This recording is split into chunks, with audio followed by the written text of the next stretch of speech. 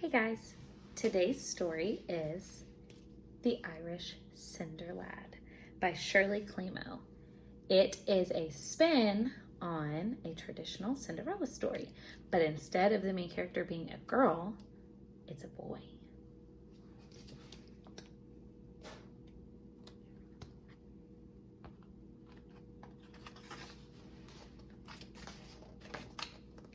In Ireland, in the old times, there lived a lad named Beckon. His mother gave him this name on the day he was born, for Beckon is Irish for little one. "It's fitting," she said, "for such a wee thing." His mother loved him all the same and carried Beckon about in her egg basket for safekeeping.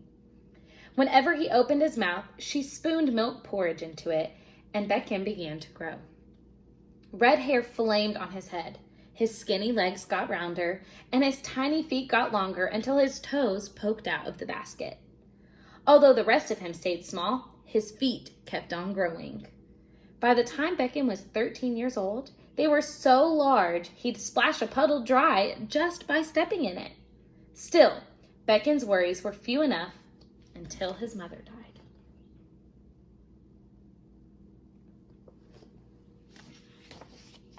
His father was a peddler, and often away selling needles and pins and bringing back whatever was needed. To Beckon's astonishment, one evening he came home with a new wife and her 3 nearly grown daughters. "Now, you've a mam again and 3 big sisters besides to watch out for you," his father explained. Watch they did. All 3 sisters spied on him, and if anything went amiss, they shrieked, "Blame little Bigfoot!" For that is what they called him. "We better be off without that good-for-nothing boy," said their mother. At last she told Beckon, "Your big feet are always in the way. It's time you went off to tend to the cows." "Cows are fine company," Beckon replied, "but I've heard talk of a mean speckled bull. A kick from him can send a man sailing over the rainbow." "Stop fretting," snapped his stepmother. "Not even a cow could mistake you for a man."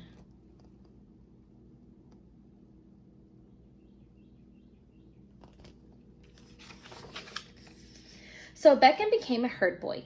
Each day at sunup, he led his father's 3 cows up the hill to graze on purple clover. At sundown, he brought them home again. In between, he sat under an oak tree and kept a sharp eye out for the speckled bull. One misty morning, Beckon heard a bellow louder than a thunderclap. Rocks rattled down the hill. Cows galloped about in circles, and Beckon scampered up the oak tree. When he dared to look, it was right into the angry eyes of an enormous bull. The creature's face was white, but splashed with rusty red like the freckles on Beckon's nose. The hoofs were big and broad, like Beckon's feet.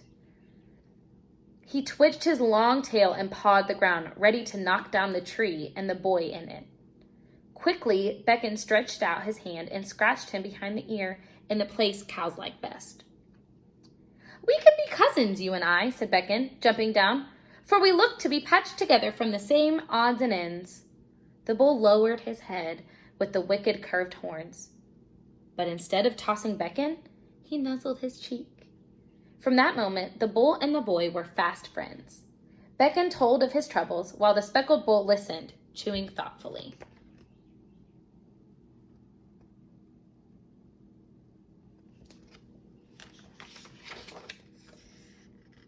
"The sisters tattle," said Beckon one day. "The stepmother scolds. I'm fed only scraps and will soon shrink down to nothing." "Not while I'm about," rumbled the bull. "Look into my left ear and pull out what you find there." Beckon wasn't surprised to hear the bull talk, for he had begun to suspect that his friend was no ordinary animal. Seeing something white poking from the animal's ear, Beckon tugged on it. Out came a tablecloth, and wrapped inside was a whole meal. There was bread and cheese and sausage. There were boiled turnips, a partridge pie, and oaten cakes sticky with honey. "Eat what you will," said the speckled bull. Beckon ate every crumb and licked his fingers clean. Then he rolled up the cloth and tucked it back into the bull's ear. Each day thereafter, Beckon had a noontime meal fit for a chieftain. Each evening, he turned down the crust of his bread his stepmother set out for his supper. That boy's filling his stomach some way, the woman told her oldest daughter. Tomorrow, hie yourself up the pasture and find out how. The girl did just that, hiding behind a bush to watch Beckon while he watched the cows. At midday, the speckled bull arrived. She saw Beckon pat him and put a hand to his ear and pull out a feast. The bull is feeding Beckon, she whispered to her mother that night. I saw it. Then we shall butcher that old speckled bull, declared the mother. He'll make a grand stew for us. Eyes closed, Beckon nodded on the hearth. But his ears were open, and he heard every word that was said. At the first light of day, he ran to warn his friend.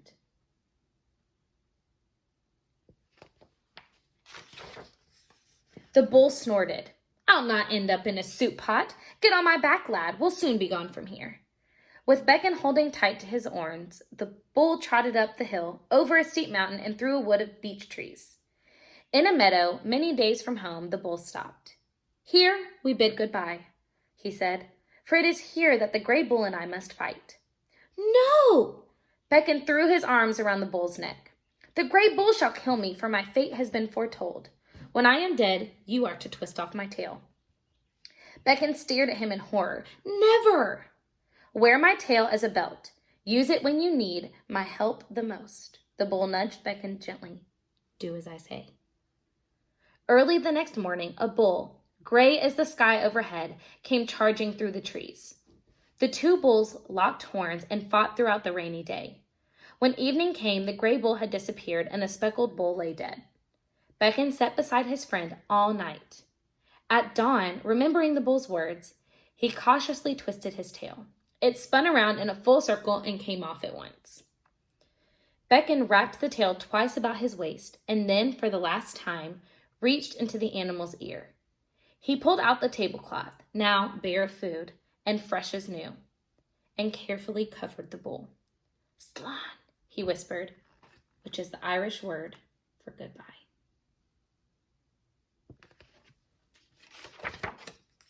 Alone, Beckon continued his journey, walking down a rocky ridge and into a valley. The stones cut his bare feet, and he was grateful when a gentleman on horseback offered him a ride. Where are you bound, lad? The man asked. Beckon shrugged. I'm going anywhere at all.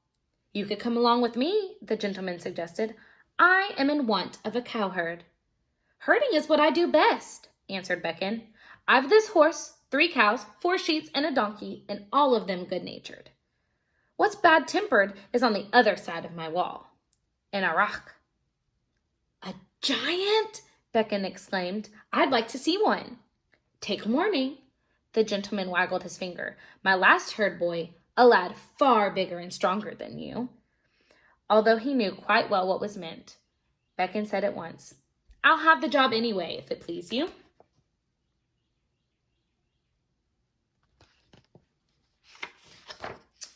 Beckon became a herder again, sleeping in a cowshed by night and taking the horse, the cows, the sheep, and the donkey out to graze by day. When they had chomped and chewed up everything in the gentleman's field, Beckon climbed the stone wall to see what grew on the other side. Before him spread acres of grassy meadows and orchards of apple trees bowed with fruit. Beckon knocked stones from the wall until it was low enough for the animals to step over. Help yourselves, he told them. The arach has so much, he won't mind sharing. Then Beckon climbed a tree to pick an apple for himself. Got you, a voice bellowed.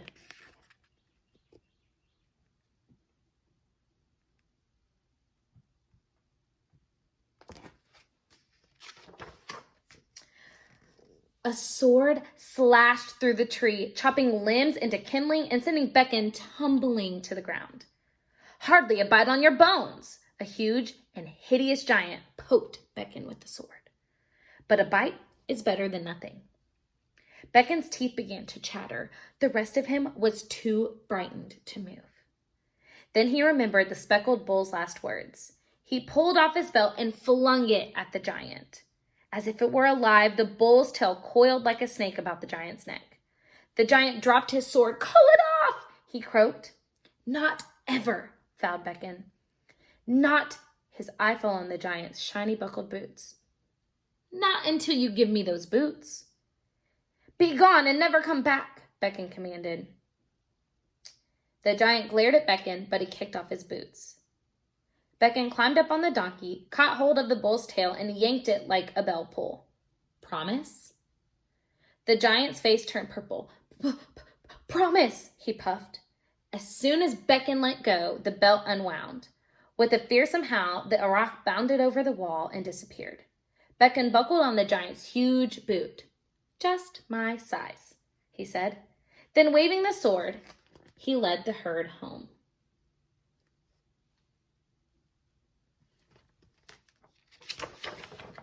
Sometime later, the gentleman told Beckon, "Stay home with the cows today. There's trouble coming to the town of Kinsdale." "Trouble?" said Beckon. "'Tis the day of the dragon," his master shuddered. "Every 7 years, the wicked lizard rises from the ocean and swallows the fairest maiden in the land." "And what if she does not care for that?" Beckon asked. "Oh, she has no choice, for she'll be bound to a post. If she's not there, the dragon will blow the sea onto the land, wash away the village, and drown all the people." "That is trouble indeed," cried Beckon.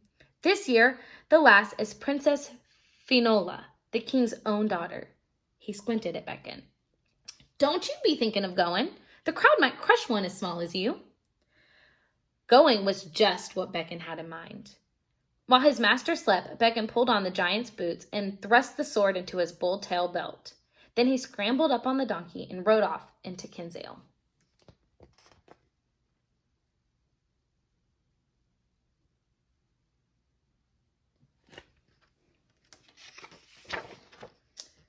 Beckon spied the king's castle first, for it was perched high on a headland above the blue-green sea. As he trotted down the hillside into town, Beckon saw carts crowding the shore and a girl tied to a post at the water's edge. A band of gold circled her shiny black hair, and Beckon knew she was Princess Finola. The scene was strangely silent. Only the voice of the princess was heard over the splash of the waves.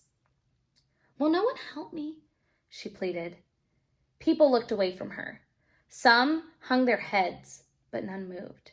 "I shall," cried Beckon, sliding from the donkey. "Let me sharpen my sword on that dragon. Ow!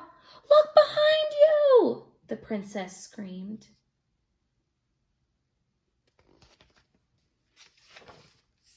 Beckon wheeled about.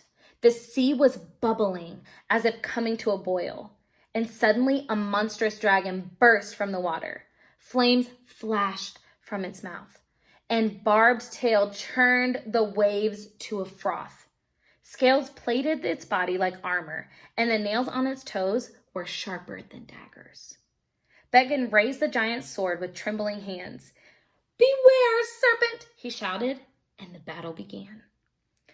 "Ooh!" moaned the crowd as the dragon almost caught Beckon in its claws. "Bravo!" cried the princess as Beckon's sword drew blood. But the creature acted as if the strikes from the sword were pinpricks. By afternoon, Beckon was so tired he could hardly lift the blade. Grasping his belt instead, he hurled it at the dragon. The bull's tail wrapped itself around the fiery jaws, tying them shut. The dragon snorted and heaved, but each move tightened the belt. Soon, only 2 thin streams of smoke curled from its nostrils. With a sizzle, the monster sank beneath the waves, taking the tail of the speckled bull down with it.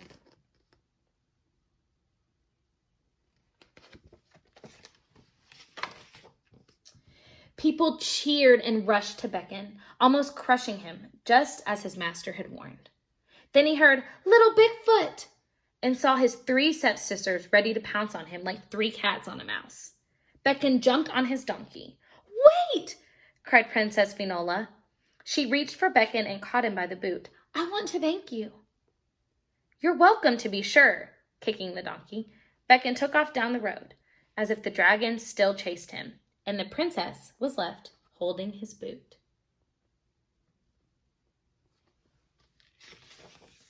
The next day, Beckon took his herd to a pasture just as always. But now he had only 1 boot. His bull-tail belt was gone forever, and the tip of the giant's sword was bent like a fish hook. Beckon dug a hole and buried the sword under an apple tree. "That's the end of it all," he said. But it wasn't. Princess Finola still had the other boot, and she was determined to find its owner. "I'll marry the one whose foot fits this boot, and none other," she insisted. "It was he, and he alone, that saved me from the dragon." The king sent a royal messenger to crisscross the country from sea to mountains with orders to find the owner of the boot. Many wished to wed the pretty dark-haired princess. Soldiers and sailors, fishermen and farmers all tried on the shoe. Some stuffed the toe with sawdust. Others used sheep's wool, and more than a few wore layer upon layer of thick knitted stockings. Still, the boot was too big for any of them. "'Tis giant-sized," they grumbled.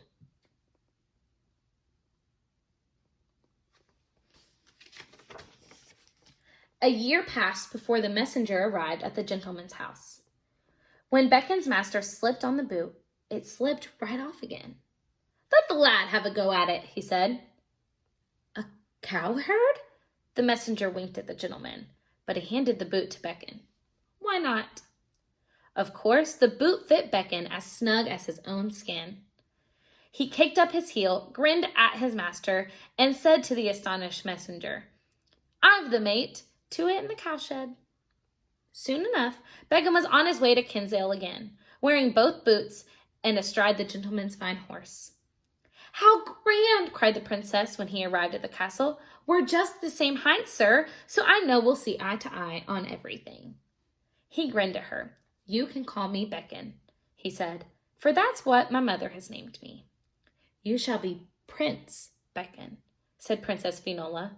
She hugged him, and the lad blushed as red as the hair on his head.